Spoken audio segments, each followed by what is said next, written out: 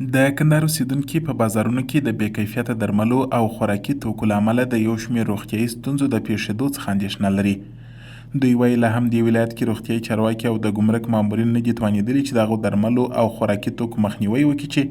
د ګاونډي هېوادونو څخه کندهار ته راوړل کېږي او بیا د اصلي درملو او با کیفیته خوراکي توکو په نوم پلورل کېږي. د بې کیفیته درملو څخه زموږ ټول هېوادوال بالخصوص د کندهار خلک ډېر ځورېږي او دغه موضوع په څو وارې موږ تاکید پر کړی دی،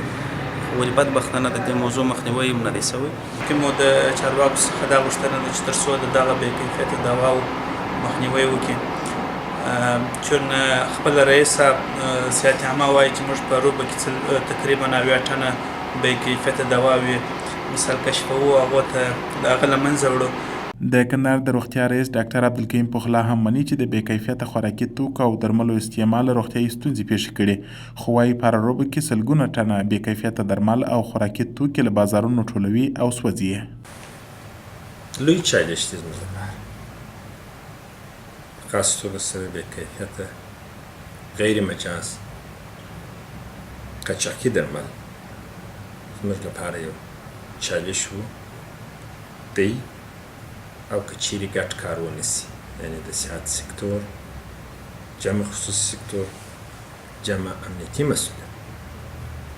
جمع د ګمرک کارکوونکي، دا چالش به وي.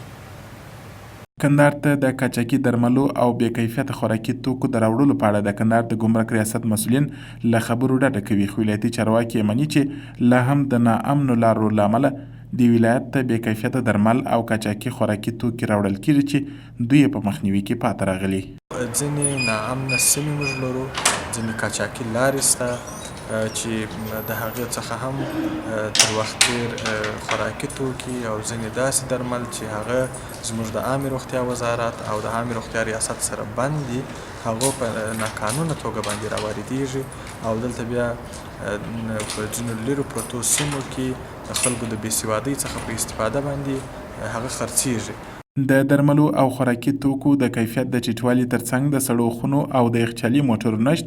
نور هغه لاملونه دي چې دې ولایت ته د واردېدونکو خوراکي توکو او درملو کیفیت ته زیان پېښ کړی.